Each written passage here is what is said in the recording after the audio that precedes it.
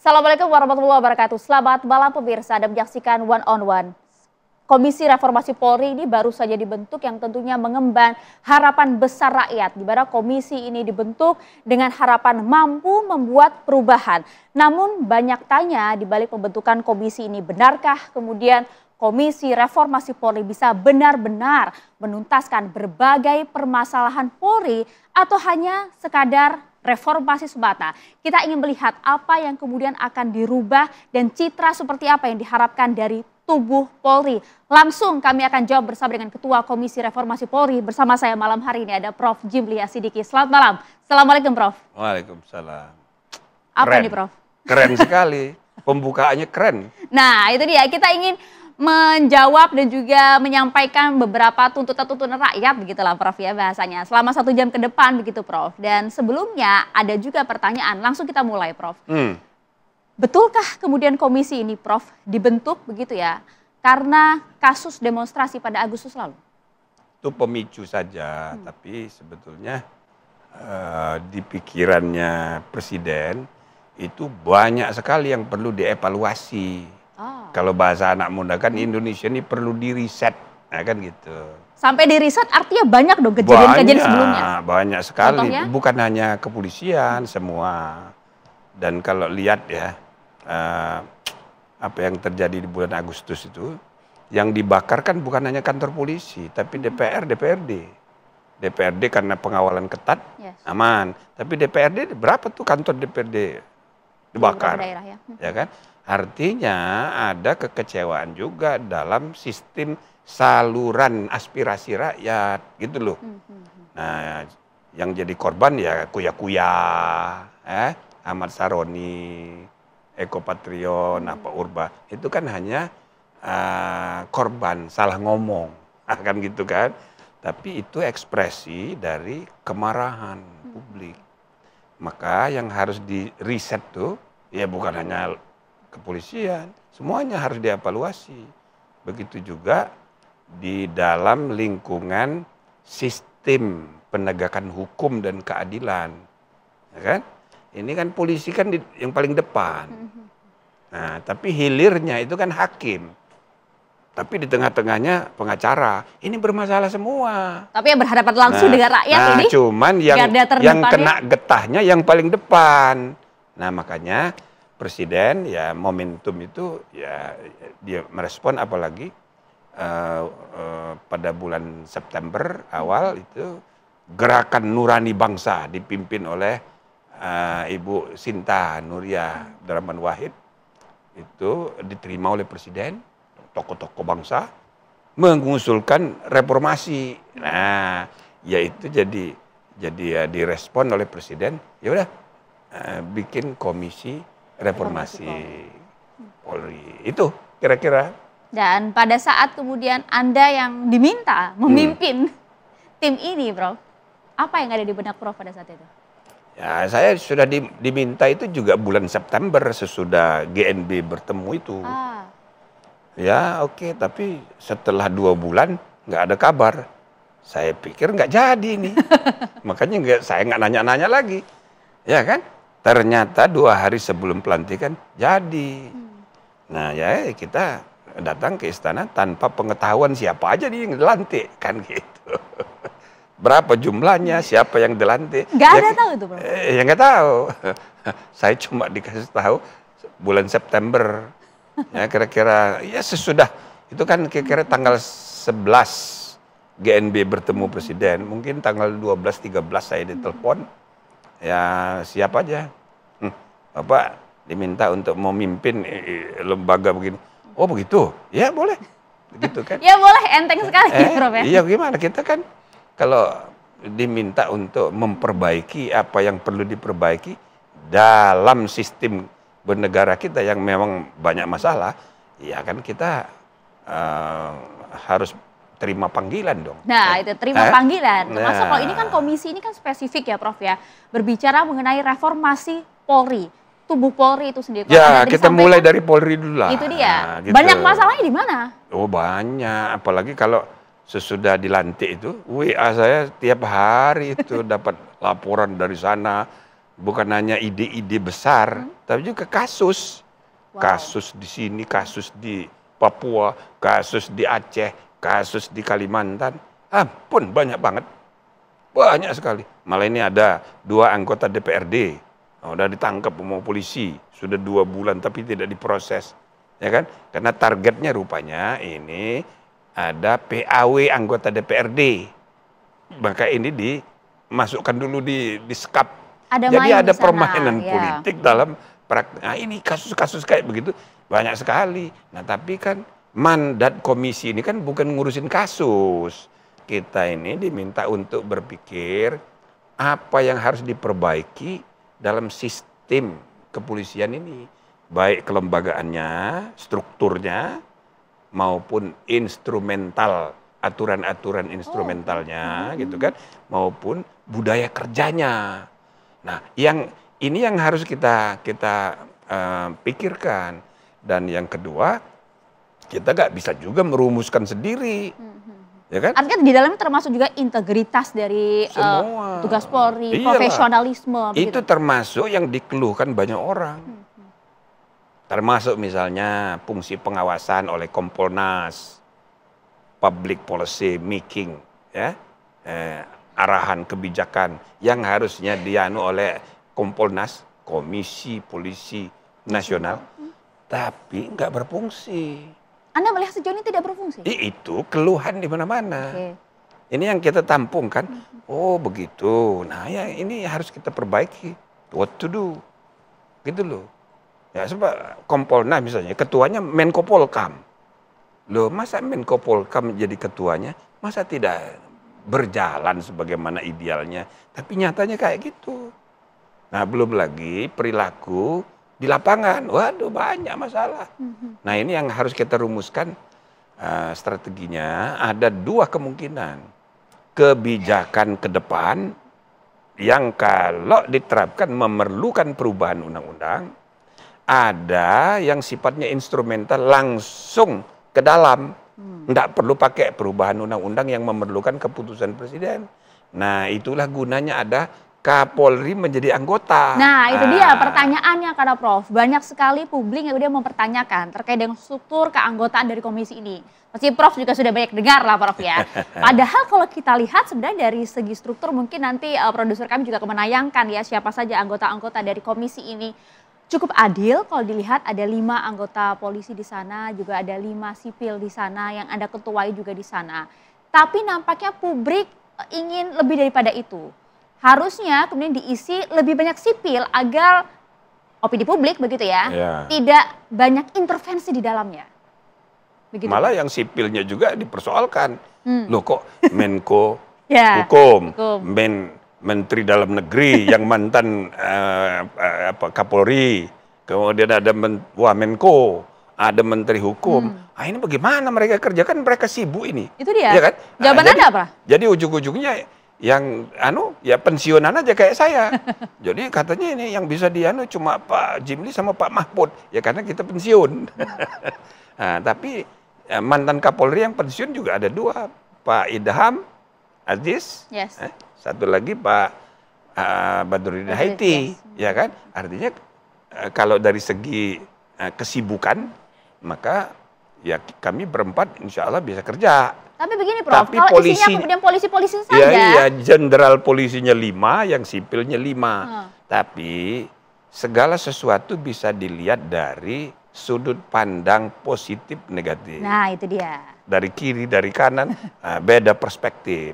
Jadi kalau kita su'uzon, selalu negative thinking, iya pasti ada. Nah coba kita bertabayun malam hari ini, kita tabayun. Nah apa makna dibalik proporsi itu Prof? Ya di masyarakat banyak begitu. Ya mudah-mudahan Mariam nggak ikut su'uzon juga. Makanya kita coba tabayun malam hari ini Prof. Jadi apa maksud dibalik proporsi itu, ada 5 sipil, kemudian 5 juga dari tubuh Polri, bahkan juga masih ada Polri yang aktif di sana. Apa yang bisa dijelaskan kepada publik, Prof? Ya maksudnya masalah ini masalah yang sangat serius. Kita tidak bisa tidak melibatkan lingkungan internal polisi sendiri. Masa kita sok tahu sendiri dari luar, mau kita rombak habis-habisan. Kalau maunya netizen kan begitu. Ya. Dirombak habis-habisan gitu loh. Ya kan kita enggak bisa begitu. Jadi dari dalam kita harus dengarkan apa banyak di antara polisi itu yang hebat-hebat dan bagus-bagus. Jadi kalau ada 1% yang cacat moral gitu, nggak boleh dong merusak susu sebelanga. Nah jadi adanya polisi, apalagi Kapolri, itu malah bagus. Bagusnya adalah ada rekomendasi-rekomendasi yang sifatnya ke depan memerlukan perubahan undang-undang dan diputuskan oleh presiden, tapi ada juga rekomendasi yang sifatnya operasional, teknis, yang langsung bisa dieksekusi oleh anggotanya. Makanya di dalam di mana anggotanya adalah Kapolri. Kapolri. Jadi kalau ada masalah, ini harus diperbaiki begini, nggak perlu undang-undang, nggak perlu keputusan presiden. Langsung Pak Sigit, Listio Sigit langsung bertindak. Tapi gitu. bagaimana bisa menjamin bahwa itu akan langsung dilakukan begitu, Prof? Ya tentu ada perdebatan, ada plus minus, kita berdiskusi. Makanya ada orang hebat-hebat semua ini ya kan? Ada Pak Yusril lah, kurang apa tuh, Menko pula dia, ya kan? Ada Pak Mahfud, mantan Menko, ya kan? Mantan Kompolnas, dan bahkan dia penerus saya di MK. Jadi ini orang hebat semua ini dan juga mantan Kapolri. Jadi kita bisa berdiskusi, ya kan? Nah kalau diskusi kita sudah sepakat nih seminggu sekali kita diskusi, masukan, kita perdebatkan. Nanti kalau disepakati, Kapolri harus laksanakan. Nah, itu gunanya dan berkali-kali Pak Listio Sigit tuh bilang di pers juga dalam rapat. Pokoknya Polri bersifat terbuka, kita terima apa saja yang logis, rasional, yang memang penting untuk perbaikan, ya laksanakan. Tapi kan diskusi dulu, jangan nurut-nurut aja gitu loh kira-kira. Makanya dia perlu di dalam. Nah, itu dia. Dan dia tidak sendirian, ada mantan-mantan Kapolri, ya kan? Misalnya Pak Mendagri, nah, dia ini profesor, doktor di bidang kepolisian. Lulusan luar negeri, kurang apa dia tahu sebenarnya polisi di seluruh. Nah, jadi kita nggak bisa hanya melihat kita kan, maka keahlian seperti Pak Tito itu sangat diperlukan dan yang tahu jeroan-jeroan Polri seperti apa gitu. Dan kalau ada ide yang nyeleneh gitu, langsung dia tanggapi, nah, karena ada perdebatan. Jadi bagus ini. Jadi 5-5 itu fair, adil, ya kan, dan langsung bisa eksekusi. Artinya Anda bisa meyakinkan publik bahwa komisi ini betul-betul akan merespon berbagai tuntutan rakyat, berbagai keinginan rakyat secara cepat. Presiden memberi kita waktu tidak terbatas. Tapi ada kata-kata dia, nanti setelah 3 bulan lapor. Berarti ada target itu. Iya, maka dalam rapat internal saya bilang, ya udah kita pasang target 3 bulan aja. Ya kan banyak kerjaan kita juga yang lain kan. Kalau 3 bulan selesai, ya kenapa mesti lama-lama? Nah jadi 3 bulan target kita. Bulan pertama kita warawiri. Nah kita tahan dulu Prof. 3 bulan itu Prof. Apa yang kemudian akan dirubah dalam target 3 bulan oleh Komisi Reformasi Polri? Dijawabnya sesaat lagi Prof. Kami jeda. Kami kembali untuk Anda saat lagi.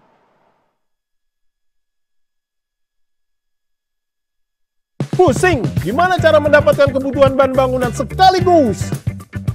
Mau tahu solusinya?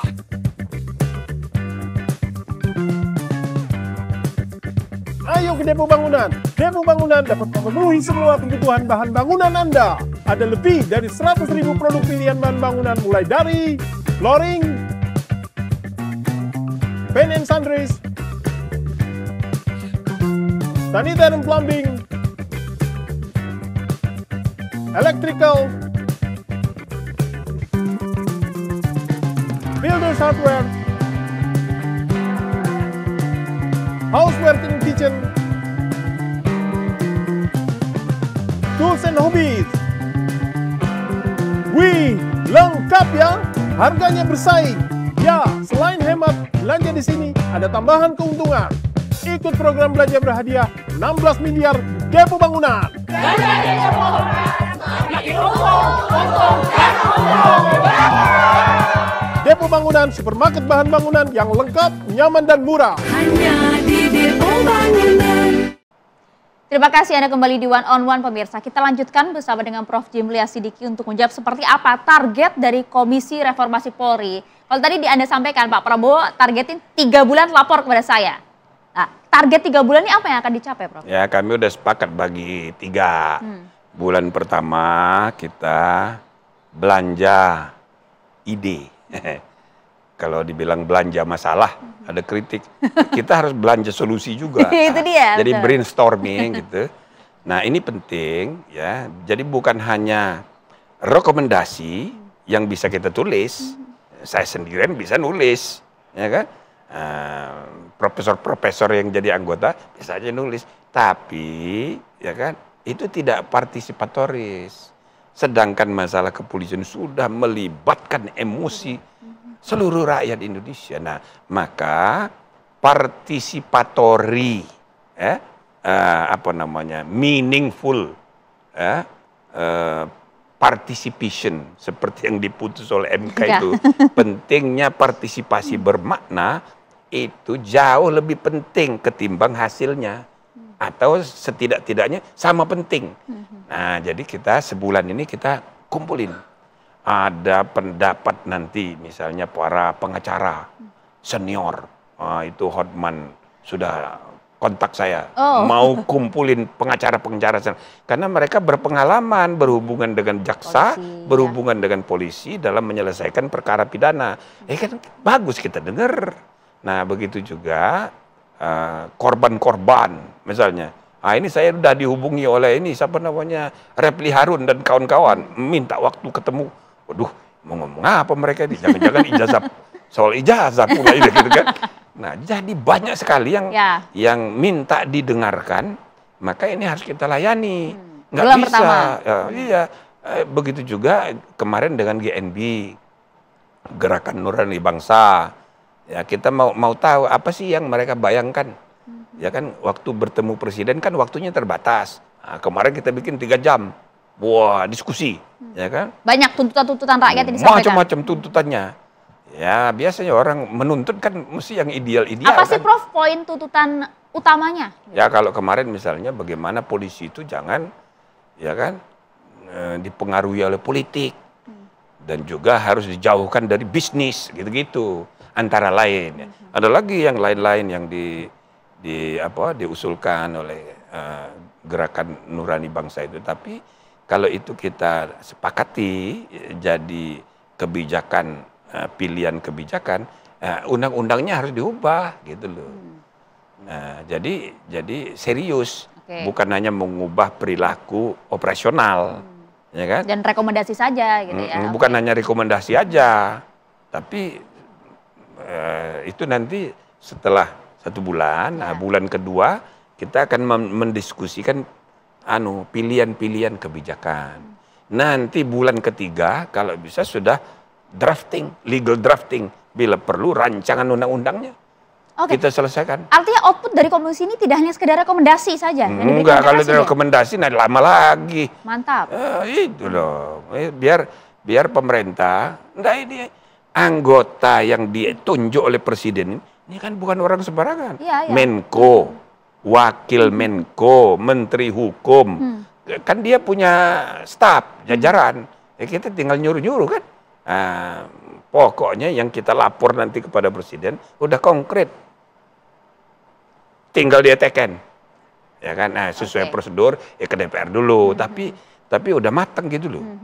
Yang juga kemudian bisa langsung dieksekusi gitu kan. Karena kalau kita lihat kan Prof gini ya, sebenarnya kan ada beberapa poin permasalahan penting yang kemudian menjadi tuntutan rakyat yang pasti Prof Jimli juga sudah paham betul begitu kan. Tapi diantaranya kan bagaimana kemudian sorotan publik terhadap penyalahgunaan wewenang di tubuh Polri, Prof. Itu baru satu dari beberapa tuntutan lain. Bagaimana Prof kemudian bisa menjawab hal ini? Ini kan bagaimana? Ini kan sudah terstruktur, ekosistemnya sudah terbentuk di tubuh Polri selama bertahun-tahun bahkan puluhan tahun. Bisakah dirubah dengan hitungan bulan? Bisa. Bisa aja, tapi jangan juga menganggap Polri itu jelek semua. Itu kan oknum kasus-kasus begitu, jangan pukul rata. Tuh. Banyak sekali Ya. di lingkungan polisi itu yang hebat-hebat gitu. Polri yang loh. berintegritas, yang Ah. humanis, dekat dengan rakyat, kami yakin betul itu ada. Tapi kan oknum-oknum ini loh, Prof. Maka aturannya harus diperbaiki untuk memastikan itu. Yang kedua, bisa juga teknologinya kita modernisasi. Misalnya soal lalu lintas. Kalau dulu kan pungli-pungli di lalu lintas. Nah sekarang ini dengan CCTV, ya kan, nggak perlu polisi lalu lintas lagi, udah kena aja yang melanggar, ya kan. Nah yang begitu-begitu akan mengubah perilaku. Teknologi akan memaksa perubahan budaya kerja, jadi makin modern, makin efisien, misalnya gitu. Kalau Ya kan? CCTV kan saat ini kan sudah ada, Prof. Ya Karena itu dia, itu contoh. Ya. Itu contoh bagaimana teknologi bisa mengubah perilaku. itu yang nanti akan dipikirkan, Ya, gitu kan? Karena kan ya. sorotan publik terkait sebenarnya kalau bisa kami bacakan ya, banyaknya kasus-kasus aparat yang kemudian dinilai bertindak sewenang-wenang, bahkan hingga menggunakan kekerasan, bahkan dengan aktivitas kriminal. Kita lihat banyak kasus-kasus demikian, Prof. Sayang begitu ya, citra Polri yang kemudian dibangun dengan susah payah justru dirusak dengan hal demikian yang terbukti juga bahwa trust publik terhadap tubuh Polri. Ya itu klaster sendiri. Jadi bagaimana mengawal kebebasan ekspresi. Kebebasan berekspresi itu bagian dari rohnya demokrasi. Itu nggak boleh kita kurang-kurangin. Nah, sekarang kita evaluasi juga, bukan hanya kaitannya dengan undang-undang Polri, tapi undang-undang ITE, Ya. gitu kan? Nah, juga undang-undang nanti KUHP ini nanti akan udah selesai ini itu semuanya menyumbang mengenai modernisasi kualitas pelayanan penegak hukum kita. Misalnya ini diskusi aja ya, tentang delik aduan. Ya. Delik aduan itu ada beberapa kategori. Contohnya itu adalah penghinaan, perbuatan tidak menyenangkan, ya kan? Nah, ini tingkat peradaban kemanusiaan itu kan berubah, berkembang. Makin lama orang itu tidak terlalu terhina lagi, apalagi di era medsos sekarang. Kalau diperturutkan rasa terhina, lalu kemudian mengadu di era kebebasan sekarang ini, banyak sekali orang Jumlahnya, saling melapor ya. dan saling mengadu. Habis kerjaan polisi itu melayani pengaduan. Yang pengaduan itu berkenaan dengan perasaan privat, perasaan pribadi orang dalam suasana lingkungan kehidupan yang post-truth sekarang, digital begini. Tiba-tiba negara harus turun tangan ngurusi perasaan orang per orang. Rasa tersinggung sini, rasa tersinggung. Nah ini perlu dipikirkan. Di zaman sekarang bisa nggak misal ya didekriminalisasi. Jangan direspon dengan pidana. Nah itu satu. Ya, meskipun itu sebenarnya hak ya, Prof ya, Iya, sebagai rakyat. tapi zaman kan udah berubah. Ada restoratif justice? Nah itu yang kedua. Ya kan sudah ada komitmen untuk restoratif justice. Begitu juga KUHP kita, salah satu perspektifnya, filosofi yang terkandung di dalamnya, restoratif justice. Nah, lalu ini harus dipraktekkan. Ya, kira-kira ya kayak begitu. Sehingga kita tidak perlu mempidanakan semua masalah. Apalagi penjara udah penuh sekarang. Penjara udah penuh. 208% over kapasitas. Apalagi hampir separuh diantaranya narkoba lagi. Nah, jadi kalau kita terus melakukan pemidanaan dan pemenjaraan, itu tidak solusi. Yang masuk penjara itu, yang tobat cuma 30%. 30% kedua itu dendam karena merasa tidak salah. Orang kayak Gus Nur, orang kayak Bambang Tri. Seumur hidup dia tidak terima gitu loh. Dia dendam. Nah, yang barusan meninggal Pak Antasari Azhar, dia dendam. 30% kayak gitu. Tapi yang paling banyak itu yang 40%. Makin jadi. Maka pemenjaraan itu bukan solusi untuk membangun kualitas perilaku warga. Nah, jadi itulah sebabnya para filosof selalu ya menyebut dan sering kita sitir, pidana itu adalah ultimum remedium, upaya paling terakhir. Nah, jadi jangan semuanya dipidana lagi, pidana. Nah, itu kasihan juga polisi. Khawatiran nanti juga banyak yang kemudian mengambil celah dari kasus ini. Nah, politik kadang-kadang menggunakan pidana. Itu dia. Perdata pun bisnis bertengkar, ya, gugatan perdata, tapi dia juga menitipkan semangat kompetisinya itu dengan pidana. Jadi pidana ini jadi alat politik, alat bisnis dalam praktek. Tapi bukan cuma di kita, seluruh dunia gitu. Maka harus dievaluasi, gitu loh. Kita juga ingin dengar, Prof, evaluasi konkret seperti tadi dan juga beberapa hal lain agar kemudian mengembalikan lagi marwah dan citra polisi sebagai pelindung rakyat. Nah, Saat lagi dijawab. Ya, itu target kita.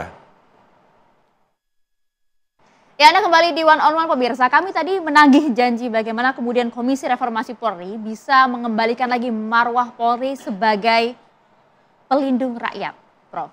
Karena kan ada beberapa tuntutan termasuk dari struktural, dari instrumental, hingga kemudian integritas di tubuh Polri. Ya. Jadi nanti marwah itu kan, itu akibat dari perbaikan. Jadi bukan jadi target mau mengembalikan marwah, tidak langsung begitu. Tapi ini kita perbaiki, nanti akibatnya kepercayaan tumbuh, gitu loh, kembali. Sebenarnya kepada polisi itu anunya tinggi, rating kepercayaannya itu tinggi. Survei yang mana nih, Prof? Tapi yang tinggi itu bidang keamanan. Oke. Nah, tapi kalau penegakan hukum itu yang rendah.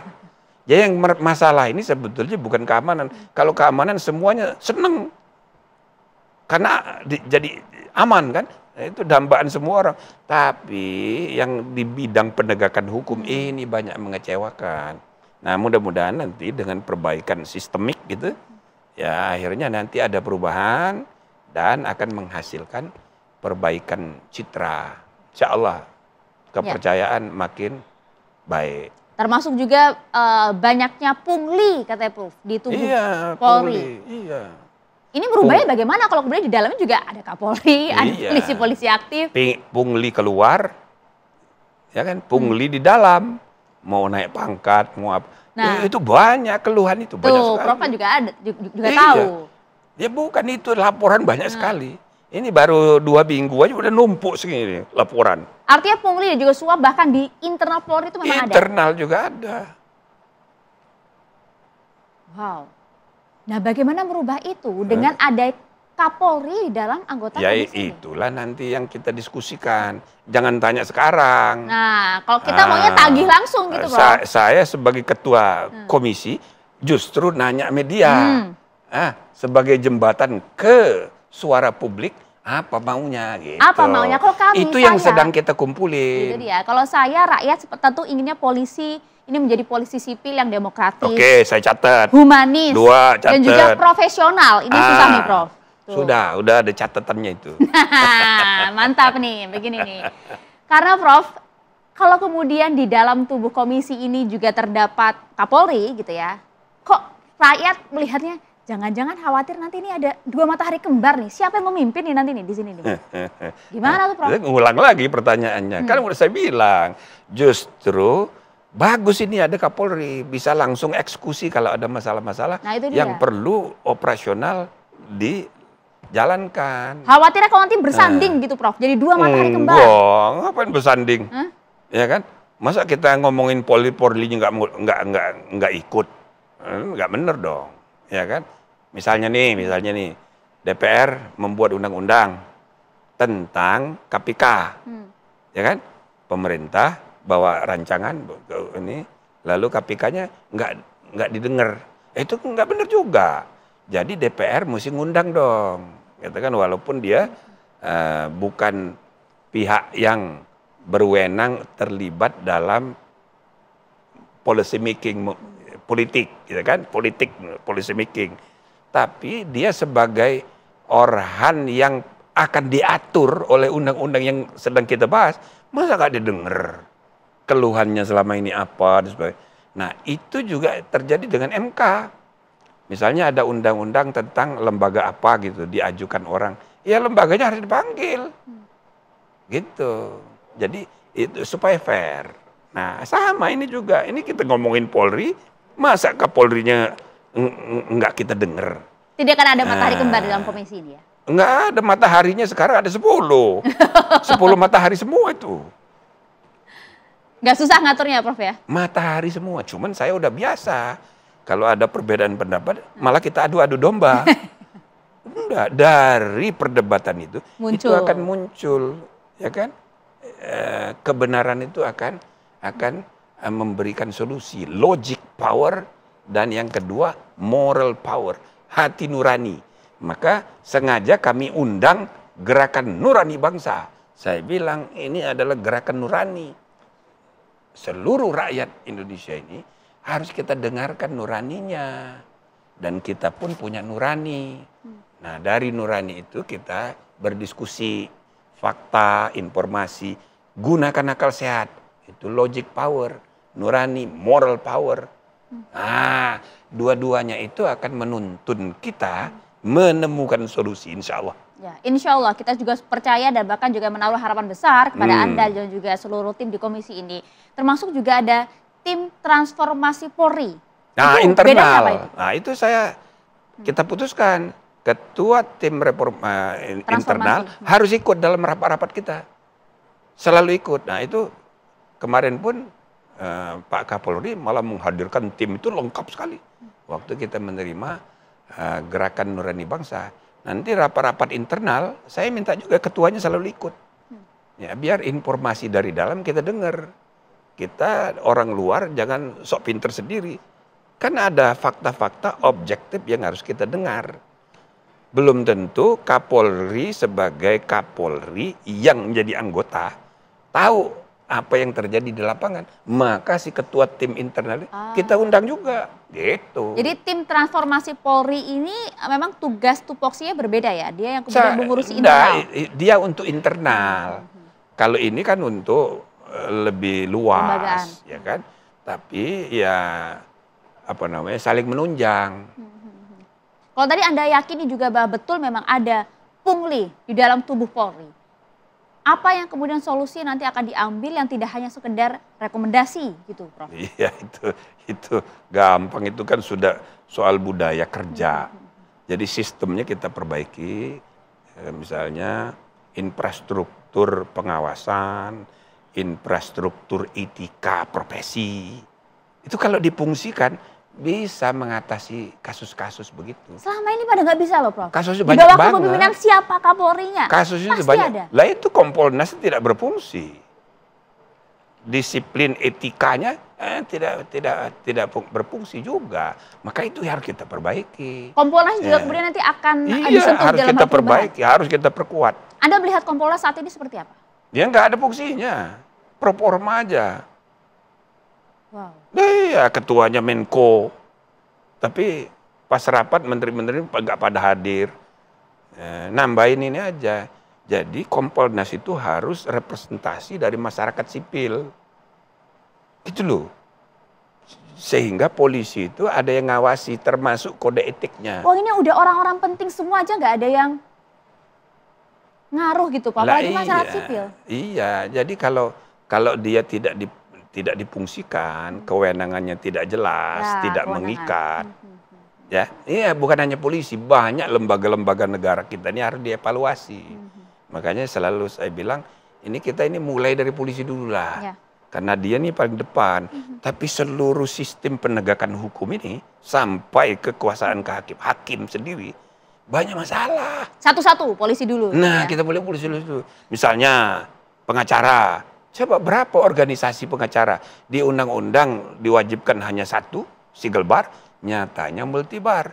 Tapi kita terima itu sebagai kenyataan sama-sama melanggar undang-undang. Mulai dari polisi sampai hakim agung, sampai hakim konstitusi, berjamaah melanggar hukum semua. Gitu loh. Nah, artinya dunia kepengacaraan ini banyak masalah. Hakim, apalagi. Zarob itu, ketahuan itu 1T, ada yang bilang itu 2T. 2T itu duit yang dia kekayaan yang dia miliki, itu kan bukan 1 tahun dia peroleh, itu puluhan tahun. Dan itu kira-kira duit sisa. Sisa itu pasti. Sisa itu dibagi-bagi. Artinya ada masalah serius. Mafia peradilan ini. Nah, jadi kalau kita tidak tangani ya, satu persatu, repot. Tapi kita mulai dari ya, polisi dulu. karena ini yang paling di depan. Dan dia juga jadi kena getah ini. Ya kan? Seolah-olah polisi semuanya bandit semua. Padahal kan cuma sedikit orang. Makanya sistemnya harus kita benahi. Itu dia, trust publik nampaknya begitu ya kalau kita lihat berkata dari luar, Prof, gitu kan. Padahal kan ya ada juga padahal polisi yang memang betul-betul bekerja demi rakyat. Saya rasa komitmen presiden itu sungguh-sungguh. Makanya itu tercermin di komisi ini. Dan yang kedua, ya kan, kalau kita flashback lagi ya, ini triggernya kan bulan Agustus nih, yang kebakaran sana, kebakaran sini gitu kan. Termasuk rumah Menteri Keuangan ya kan terkena itu karena dia kurang lebih dipersalahkan sebagai puncak dari kebijakan fiskal dan puncak dari kebijakan perpajakan yang menimbulkan ya kekecewaan di seluruh Indonesia seperti terjadi di Pati dan baru orang tahu ternyata di Pati itu kenaikan PBB cuma 250%, termasuk rendah dibandingkan yang lain. Ada yang 400. Ada yang 1000. Nah, jadi puncaknya ya dijarah rumahnya. Nah, apa yang dilakukan Presiden? Iya, angkat Purbaya dengan paradigma berpikir sama sekali berbeda. Kan menimbulkan kan. Nah, begitu juga dengan polisi. Dibentuknya komisi percepatan reformasi yang orangnya bukan yang you bilang tadi matahari kembar, matahari semua 10-10-nya. Itu. Maka itu artinya serius dia. Maka kita juga harus kerja serius. Bismillah pokoknya, ya.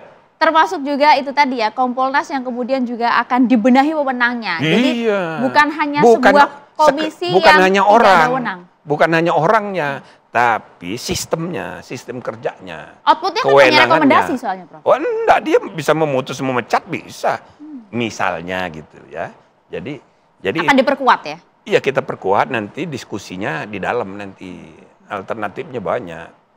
Itu salah satu aja. Salah satu. Kita coba akan kulik-kulik salah 2, salah 3 apa yang kemudian secara jangka panjang termasuk juga lagi-lagi integritas, Prof. Kita bicara integritas. Ada orang mengeluh mengenai rangkap jabatan. Nah, kan sudah ada putusan MK. Itu dia menarik. Kita akan bahas sesaat lagi ya, Prof ya. Kami jeda dulu. Ya, Anda masih bersama kami di One on One pemirsa dan masih bersama kami pula di sini ada Ketua Komisi Reformasi Polri, Prof Jimli Asidiki. Prof, kita sudah bicara hampir kurang lebih 45 menit. Kita tahu betul niat mulia dari komisi ini, ada orang-orang hebat di dalamnya, ingin kemudian memberikan perbaikan dan juga merespon tuntutan rakyat. Tapi kami ingin tahu, Prof, apa tindakan konkret yang saat ini sedang dijalani, gebrakan apa yang kemudian akan diberikan oleh komisi ini ke depan? Ya pokoknya bulan pertama ini kita menampung masukan-masukan, kita melayani dulu lah ya ke aspirasi rakyat yang tidak boleh kita abaikan. Jadi kami nggak bisa merasa pintar sendiri, ya kan banyak sekali aspirasi yang kita nggak bayangkan. Oh begitu ya, oh begitu. Biar nggak makin gaduh gitu loh, Prof. Salah satunya apa? Contoh? Apa tuh misalnya? Itu dia, Prof. Yang bikin gaduh sekarang apaan? Banyak kasus kan, Prof. Apalagi soal menyinggung soal proses-proses hukum yang sudah ditangani Polri. Apaan? Contohnya? Prof mau bahas dari yang mana dulu nih? Enggak, yang paling hangat apa? Oke, kalau menurut Prof deh, apa yang paling gaduh saat ini yang ditangani Polri? Apa ini? Roy Suryo ini? Ijazah. Saya rasa boleh. Itu saya kira salah satu ya harus kita cari solusi terbaik. Karena begini ya, kalau saya lihat ya, ini kayaknya merembet-rembet dari ijazah Jokowi, kemudian ijazah Gibran. Nanti kemana lagi? Gak kelar-kelar. Ini kemarahan, kebencian itu akan menimbulkan kemarahan sebelah pihak satu lagi. Nah, maka di sini muncul kebencian, di sini muncul pemujaan.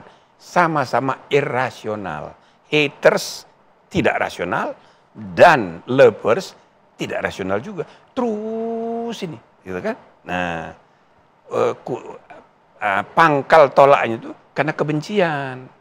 Nah, merembet kebencian kepada putranya yang sudah jadi wakil presiden. Wakil presiden ini kan sampai 2029, maka jangan-jangan isu ini akan terus sampai 2029. Misal dipidanakan, apa akan berhenti? Buktinya siapa namanya yang sudah keluar penjara? Bambang Tri, terus saja dia. Jadi nggak selesai-selesai. Nah, maka kita harus cari upaya. Memang harus ada pihak ketiga. Kan beberapa nama kan sudah ditersangkakan. Pihak ketiga itu kan memang pengadilan. Kalau pengadilan mengenai kertas, surat, itu kan pengadilan tun. Problemnya pengadilan tun ini sudah kadaluarsa, nggak lagi bisa menangani kasus ini, ya kan? Nah, maka jalan keluarnya ya pidana. Pidana ini ujungnya penjara. Apakah menyelesaikan masalah? Buktinya enggak, Bambang Tri terus saja ngomel. Tapi kan ini sudah berlanjut, sudah sampai penyidikan, sudah ada tersangka. Nah, bisa saja sebagai alternatif ya, perlu dipikirkan. Misalnya prinsip restoratif justice itu coba dipraktekkan di kasus besar kayak begini. Jadi bukan hanya yang kasus-kasus kecil, tapi kasus besar begini, besar bukan skala substansinya, tapi besar sorotan publiknya. Oke, diselesaikan dengan restoratif justice, misal melalui mediasi penal. Yang disebut mediasi penal itu, contoh? Ya ini, ya di mediasi. Ujungnya ini kan mau pembuktian ijazah. Oh, sama-sama ya kan? Dihadapkan saja dihadapkan, gitu. Tapi syaratnya ya dua-duanya harus bersedia. Nah, misalnya begitu ya. Sehingga Polri itu tidak dibebani oleh kasus-kasus kebencian dan ketersinggungan yang sifatnya pribadi. Ini meskipun sudah masuk ke penyidikan, ini masih bisa dimungkinkan ada restoratif. Ya, kalau para pihak mau kan memang tugasnya polisi, begitu juga jaksa sesuai dengan peraturan internalnya polisi, begitu juga kejaksaan. Bahkan ada MOU antara mereka berdua untuk menerapkan restoratif justice. Maka ini terbuka, nah misalnya gitu ya, supaya bangsa kita ini jangan lagi ngomongin soal-soal seperti ini. Masa bangsa sebesar Indonesia gitu ya, terus larut dalam urusan seperti ini. Tidak kita merendahkan masalahnya, tapi maksudnya begini loh ya, saya ketua MK 2004, oke? Itulah pertama kali perselisihan hasil pemilu diselesaikan di pengadilan, Mahkamah Konstitusi. Waktu itu isu ijazah palsu ini banyak sekali. Karena syarat menjadi anggota DPRD waktu itu tamat SMP. Karena banyak kasus, maka untuk sesudahnya 2009 syarat caleg itu ditingkatkan jadi tamat SMA. Nah itu 2004. Kemarin 2024. Ketika pilkada udah selesai, banyak perkara dibawa ke MK, ada 40 kasus yang kemudian disidang substantif sesudah yang lain-lain di NO dan sebagainya. Dari 40 kasus itu masih ada 7 berkenaan dengan ijazah palsu. Gak kelar-kelar. Maka selama 20 tahun, bayangkan tidak berubah peradaban peradilan kita, peradaban pemilu kita, berkutat di sekitar ijazah. Maka kesimpulannya ijazah itu adalah cara paling mudah untuk menjatuhkan lawan politik. Jadi kalau caleg sama caleg yang ini, calon kepala daerah saling ini, ijazahnya dipersoalkan untuk meruntuhkan wibawanya supaya dia kalah. Jadi itu terjadi sampai 2024 masih kayak gitu. Nah, jadi motif politik di balik isu ijazah ini menjatuhkan lawan politik. Yang kedua, ini ada kaitan dengan kualitas administrasi negara kita. Di semua institusi publik kita ini, kualitas administrasinya buruk. Nah, kadang-kadang faktanya memang ini orang lulus, tapi kertasnya amburadul. Atau tulisannya, misalnya Jimli As-Sidiki, Dulu ditulisnya pakai egrek, sekarang kie. Nah, itu dipersoalkan sebagai ijazah palsu. Banyak kasus kayak gitu. Nah, jadi menurut saya kasus ini harus kita selesaikan segera. Nah, tapi harus ada kesediaan para pihak ini untuk coba kita mengarahkan perhatian kita ke masa depan untuk membangun bangsa yang berhasil maju, adil, sejahtera, dan apalagi menjelang Perang Dunia Ketiga. Masa kita masih sibuk ngurusin ijazah gitu loh. Ya, karena itu tadi berangkat dari niat dari komisi ini bahwa tidak semua kasus. Ya, tapi ini karena you tanya, belum diputuskan ini atau bukannya belum jadi kebijakannya komisi, tapi maksud saya ini salah satu masalah serius yang mestinya bisa diselesaikan. Ini masalah gampang kan sebenarnya, Prof? Sebetulnya gampang, tapi karena dua-duanya emosi, ya kan susah, maka harus ya kan? Gitulah kira-kira. Dan ini yang juga akan dibahas di dalam rapat komisi. Coba, karena mereka udah minta waktu untuk bertemu, ini Repli Harun dan kawan-kawan, saya udah putuskan, oke, kita terima, nanti apa tuntutan mereka, kita dengar dulu. Siapa tahu mereka mau mempersoalkan ini. Kalau lihat gelagatnya di TV, ya kan, Roy Suryo dan kawan-kawan, waduh, jangan-jangan dia mau ini nih, karena suratnya serius banget, rombongannya termasuk jenderal-jenderal pada mau datang, waduh, serius ini. Jadi kami terima dulu, mau dengar dulu. Oke, artinya itu kemudian menjadi salah satu bahan pembahasan ya, Prof ya. Gebrakan apa, Prof, yang kemudian akan dibawa oleh komisi ini? Itu pertanyaan publik saat ini karena publik maunya langkah konkret, langkah nyata, bukan hanya simbol reformasi saja. Ya, yang jelas putusan MK itu sudah menjadi awal yang baik. Tapi ya bukan hanya soal rangkap jabatan. Bukan hanya rangkap jabatan, itu salah satu masalah. Udah diputus sama MK, Prof. Banyak masalah. Tapi itu juga tidak seluruhnya menyelesaikan masalah.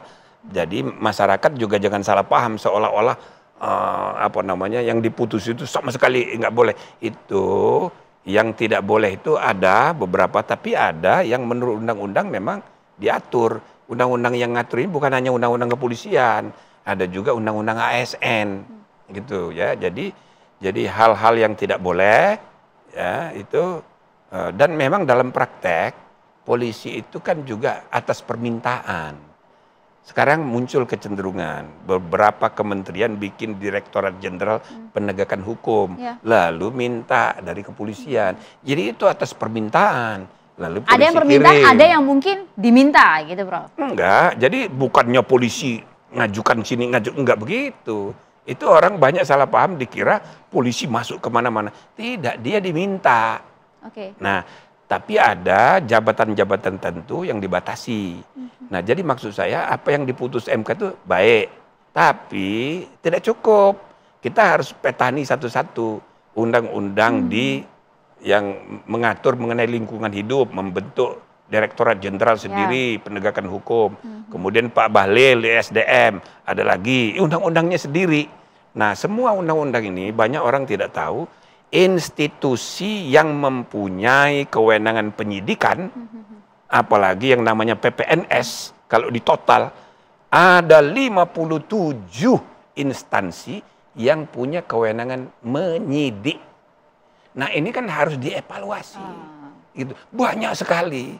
Jadi bukan sekedar apa yang sudah diputus MK, tapi itu adalah bagus. Ya, tapi kalau di medsos seolah-olah, wah, udah selesai nih. Udah belum. Tapi jangan sampai kemudian celah itu digunakan, Prof, dimanfaatkan oleh oknum-oknum yang tidak bertanggung jawab. Itu yang kami titipkan kepada Anda ya, Prof ya. Apa yang kemudian mau Anda sampaikan terakhir, Prof, satu kalimat saja kepada publik, ini yang meyakinkan. Ini publik. Yang bagus ini. Jadi tolong, Prof. Bukan hanya wartawan ini, sudah bagian dari aspirasi publik. Itu dia. Coba, Prof, tolong, Prof, kami mohon. Ya, pokoknya kita kerjakan. Ya, enggak perlu saya meyakinkan. Pokoknya nanti 3 bulan kita selesaikan. Jadi action much louder than words. Jadi tidak bisa meyakinkan orang dengan kata-kata. Ntar aja 3 bulan. Kita tunggu waktunya. Iya, termasuk 7 tuntutan dari publik terkait kasus Agustus kemarin. 17.8 itu. Ya kan nggak semuanya ada kaitan dengan polisi. Ya, 7 tuntutan terhadap Ya, Polri. itu nanti bagian yang kita evaluasi juga. Oke, Ya. nanti. Bismillah aja. Bismillah kita Ah. berikan harapan yang besar dan juga semangat kepada Komisi Reformasi Polri untuk menuntaskan segala permasalahan. Tinggal tugas kami menagihnya, Prof. 3 bulan ke depan Ya, kami ya, tagih ya. bagaimana kemudian kinerja dari komisi ini. Terima kasih banyak Prof. Jimli Asidiki atas waktunya bersama kami. Terima kasih. Kami pamit undur diri pemirsa. Kita jumpa lagi minggu depan. Saya Maria Asraf pamit. Terima kasih. Sampai jumpa.